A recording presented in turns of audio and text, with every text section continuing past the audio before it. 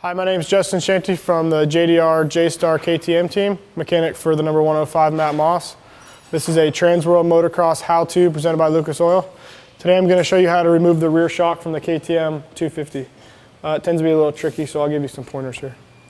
You want to start by taking an 8 and removing the seat bolt that is underneath the fender here. I put a little bit of tape over here for when you ride, just in case you have to remove the shock while you're riding. A lot of dirt and mud tends to pack up underneath here, so just a simple little piece of duct tape over the hole should fix you up.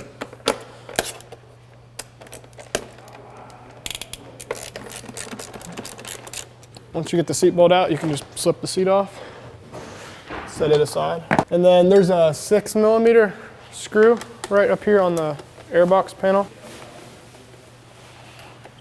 When you're done with that, then you're going to take an 8mm T-handle and you're going to remove the bottom bolt and collar that sits on the airbox panel.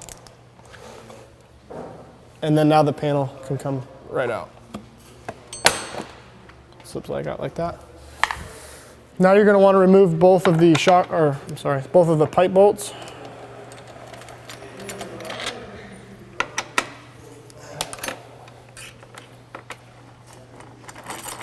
Like so. On the stock ones, they come with a little washer, little kind of crimping washer, so just want to make sure those stay intact. One is longer than the other one, so make sure you keep the longer one in the back. All right, and then there is also a mid-pipe bolt. It's a 10. Now there is 2 little metal collars that that space the mid-pipe from the frame. Want to make sure the inside one doesn't fall out when you go to pull the mid-pipe off. And then you're going to take a spring puller and just pull your mid-pipe spring off to separate it from the head pipe. Now you should be able to slip the pipe off.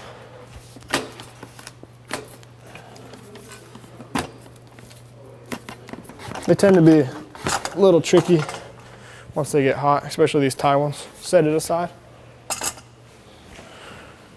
Now you're ready to loosen your shock bolts. They're both 13s on top and bottom. I just start with the top one here. I don't actually pull it all the way out yet, I just loosen it. Then I go ahead and do the bottom one. A good long T-handle is good for it. So, all right, I'll leave those loose.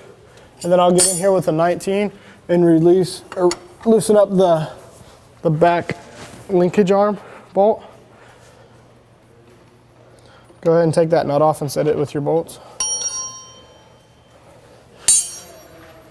Now you're gonna have to relieve a little bit of pressure off of the swing arm. Just lift up on a little bit and you wanna twist it so that the flat side clears the chain on the bottom there. You're gonna set it aside. Now you can remove the lower shock bolt. And just let the linkage kind of fall here so it's out of the way. And you're going to pull the triangle back towards the tire so you have a lot of room in here. It's kind of tight. Go back up to the top shock bolt. Go ahead and pull it the rest of the way out. And then what you want to do is you want to kind of pull the shock back and down, and it comes right out the side. Now, you'll either give this your suspension guy or chain shocks. For reinstalling it, you're going to do just the opposite. You're going to kind of tilt it down, make sure you're clearing the swing arm here. You don't want to gull it all up. And then let it fall just a bit, and it'll slip right into its spot.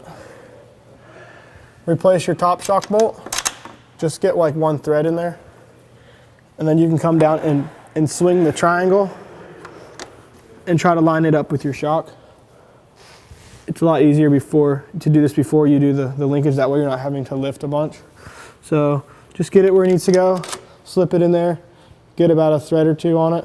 Now you're ready to replace your linkage bolt. Just start with the flat side up. It actually goes like this inside there. It has a little edge it sits on. But to clear to clear the chain, just flip it on its side so there's a flat surface. You will have to lift up a little bit to get the holes to line up. Now that's all the way through, place the 19 nut And then don't tighten these all the way yet. You're gonna wanna pull the bike off of the stand to get some pressure on the shock, to get the bolts and everything lined up to where it needs to go. But you can get these turned in a little bit more. All right, when replacing the pipe, sometimes it's a little tight, so I just take a little bit of brake cleaner and spray in the opening of the mid pipe. It tends to make it slip on a little bit easier. There's that collar that always tends to fall out. You're gonna wanna replace that once the mid pipe gets back in here. Kind of hold your head pipe so it doesn't move around, because these head pipes are only held on by springs. So what you're looking for is to get the mid pipe lined back up with the hanger for it. Got a little bit further to go here. All right, we seem to be lined up now. I like to put my mid pipe bolt back in just a couple threads so it doesn't move around on you. Just the 10 here. Just kind of lift up on the pipe, get the bolt lined up, and it should thread right in. All right, just snug that. That way you're not binding up the pipe here. You just get the bolts lined back up with the holes inside the subframe. And then remember, the long bolt from the pipe goes in the back. So I always start in the back.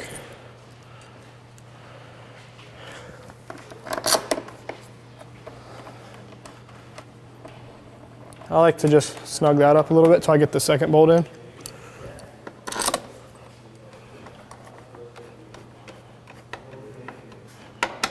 Then you can tighten these. There's torque specs in the manual that comes with the bike for all of these chassis bolts, so just refer to that for torque. All right, then we'll go back and tighten our mid pipe bolt now.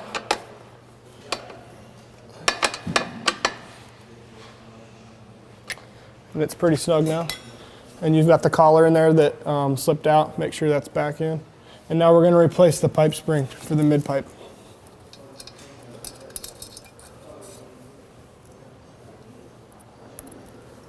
Kind of stretch it over here.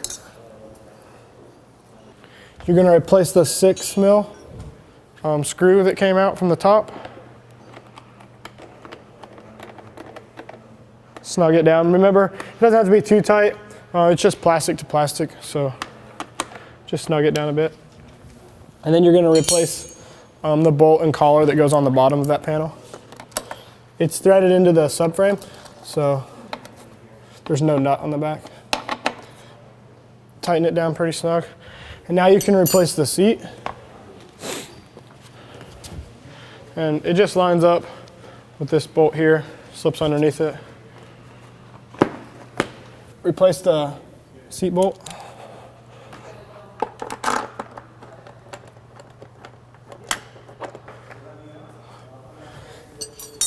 And then I just take a T-handle and make sure it's nice and tight. Want to get this one pretty snug. It's the only bolt that holds your seat on.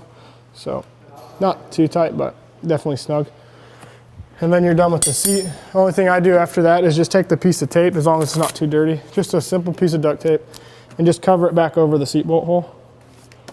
That allows you to, again, get it out of there if you're at the track switching shocks. And then after that, I grab a torque wrench, like I said before, and tighten the shock.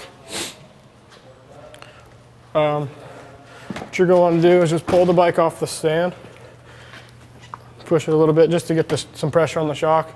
And all you're going to do after that is just tighten both your top and bottom shock bolts, and then your linkage nut. And then you should be good to ride.